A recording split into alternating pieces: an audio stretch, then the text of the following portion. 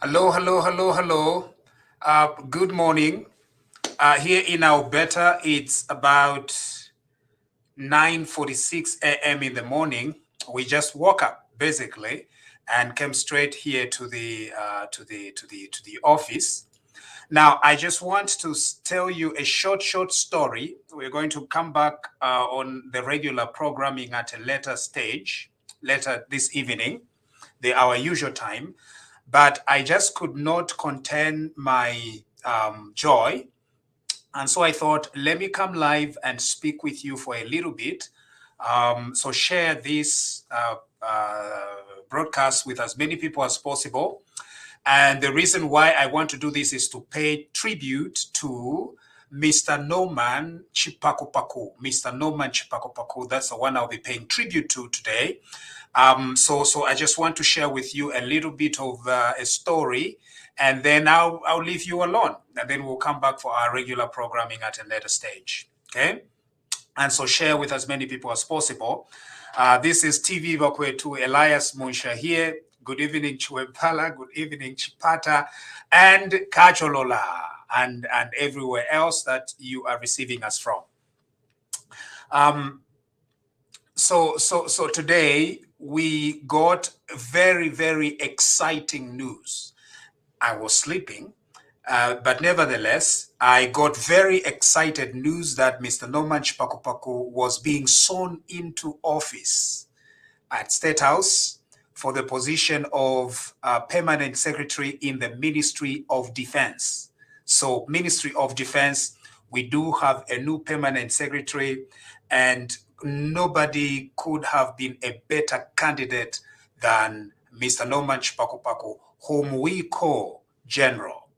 And so, General Chipakupaku, congrats on your new appointment. This is well deserved. Now, as TV Bakwe, to some of you may not be very familiar with how we got here and how we got involved with General Chipakupaku.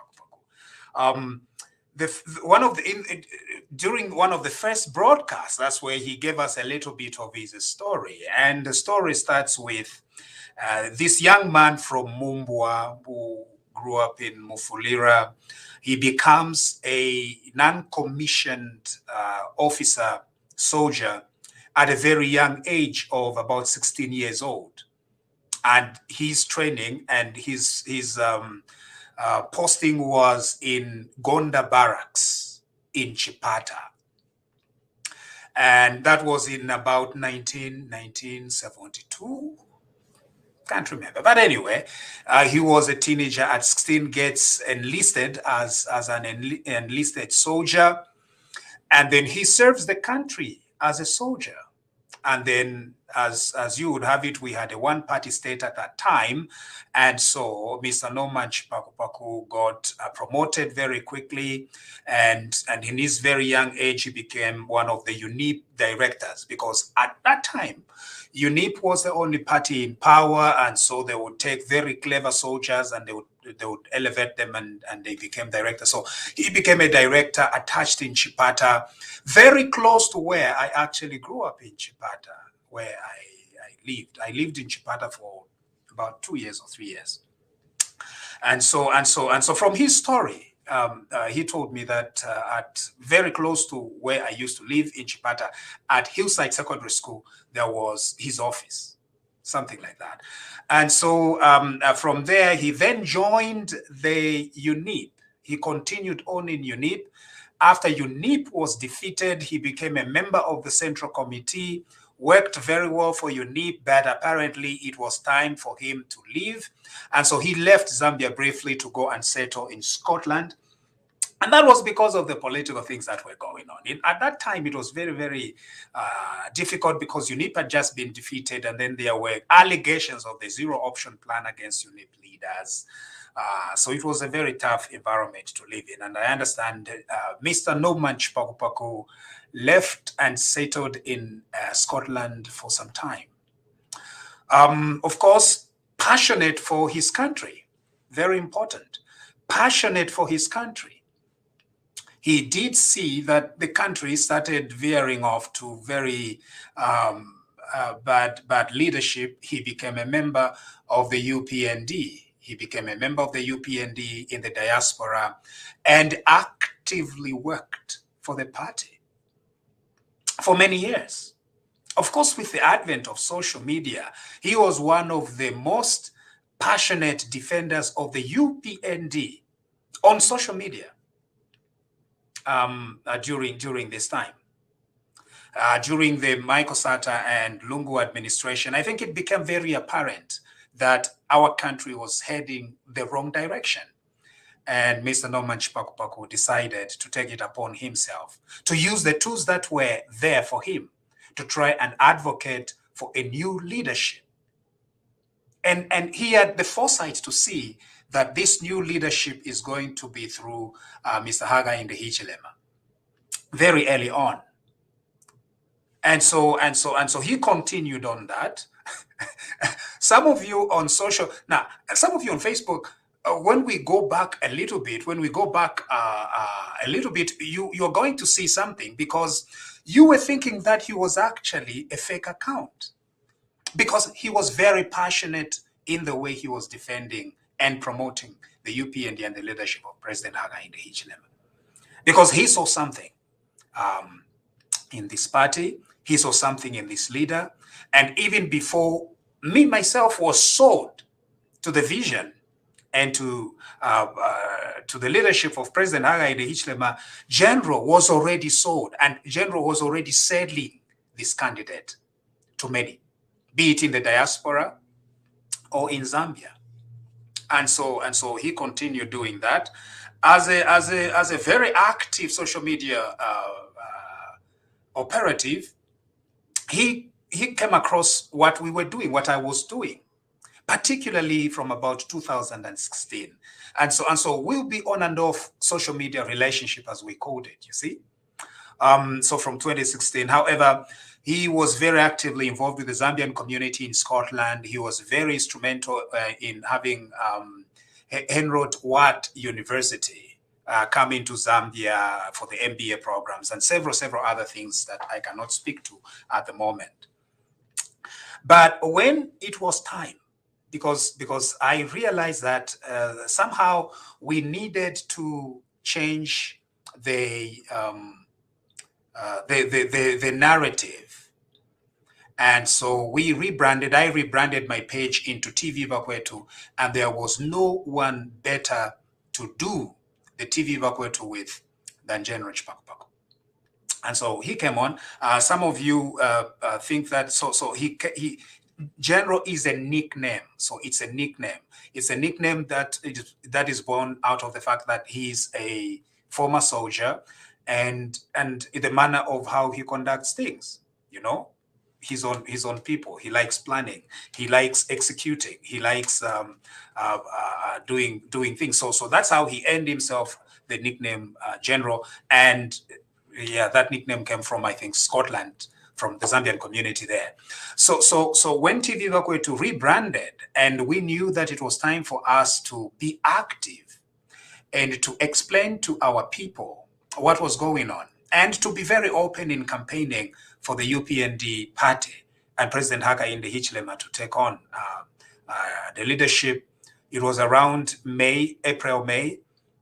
And from that first broadcast, I knew that we were a team that was made in heaven. So it was very, very interesting, because it was just very, very interesting. So he is a gentleman, a little bit elderly than me, but he could get where I was going. He could get what we were trying to achieve. And he was a very good storyteller. And that's how we rebranded, and this brand became a very popular brand at that time. We went in vernacular languages, of course, and the reason why we did that was because we wanted to really speak to the people of Zambia in the language that they could understand. I let him also in his passion. So he was the most passionate one, and then I was the less passionate one. But I know that all of you have got very good memories of what transpired in the 4 months that we actively came every evening on TV Bakwetu with "Good Evening Chiwempala." That was amazing. Um, when I traveled to Zambia for elections in August, what I noticed was so many people that were walking up to me, and they would tell me, "Where is General?" And I had not met him at that time. I'm like, "Hey, General, very good Scotland." But I realized that our programming was having an impact on our people. We brought candidates from around the country on this platform. We discussed policy. We discussed what we were hoping the new government was going to do. And of course, we had a target, the Patriotic Front government, which was a government of thieves. It was corrupt. So we explained to the people of Zambia why we thought what was wrong with that government. When we received news that Kenneth Kaunda had passed on, President Kenneth Kaunda had passed on, we came live immediately and we paid a tribute to President Kenneth Kaunda. I think that was the lowest moment in our programming that time. And not so much because Kenneth Kaunda had, it's one thing, right? He was an old man.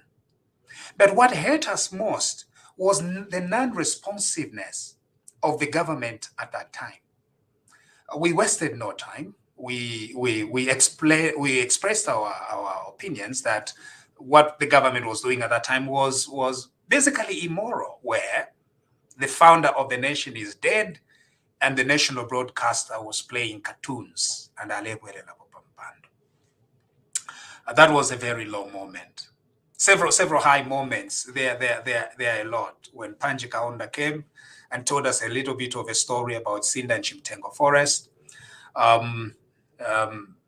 When we had the broadcast and from his house in Scotland.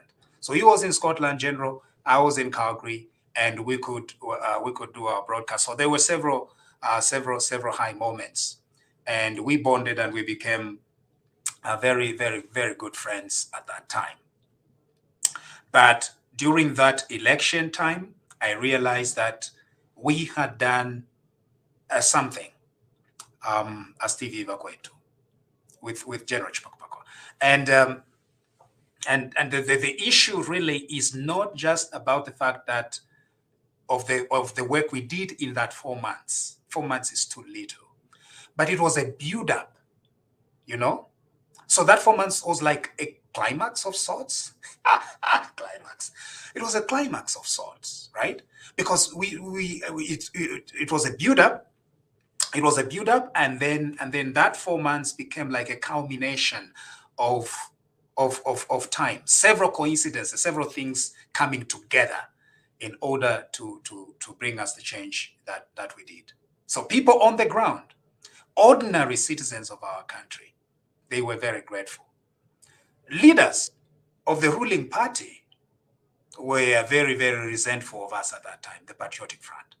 Leaders of the UPND were extremely, extremely grateful, beginning from the low ranks up to the highest ranks in the political organization, up to the president, up to the principal. But one thing that was very clear was that the passion we had, it was a passion to deliver this country from the jaws of death and corruption and theft and mismanagement and waste and confusion. And that one we did. When the day before the elections, or was it a week before the elections, in one of the broadcasts, there was a sense, where were we going to go? Was Zambia going to experience a peaceful election? I thought so. And so we had that peaceful election. We encouraged our people to wake up very early and cast their vote and usher in a new government. A few days just before the inauguration, we met with General, and meeting personally, it was very clear. It was like meeting and thinking what we were doing This is the result. This is what happens. This is what has happened. This is it. We no longer have that government of thieves anymore. Change has come. That is what we felt. But General is also is also quite funny and playful, you know. And so we did a few songs. Unfortunately, we can't do that remix anymore. Unfortunately, that remix was good for as long as it lasted.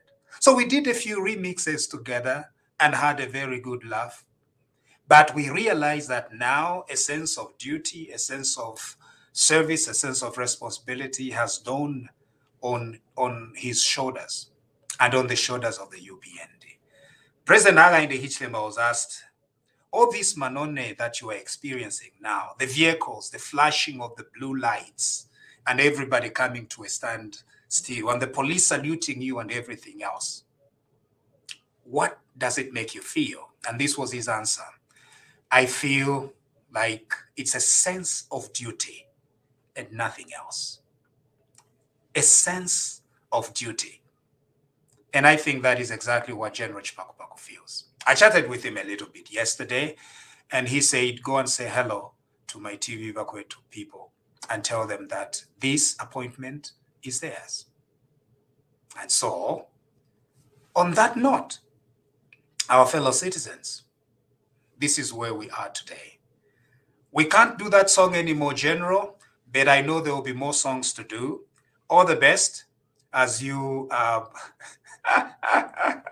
as you serve our country as the Ministry of Defense Permanent Secretary. What a great, great time. 100 days after the coming in of this new government. What does it all mean? It means very, very clear thing. A sense of duty and nothing else. Congrats again to you, Mr. Norman Chipakupaku, also known as General. If you can, our dear listeners, please play back some of those hot discussions we used to have during the campaign period. And the campaign period is over. It is now time to govern this country. What a sense of duty. God bless you, and we'll see you later tonight for our regular programs. God bless you.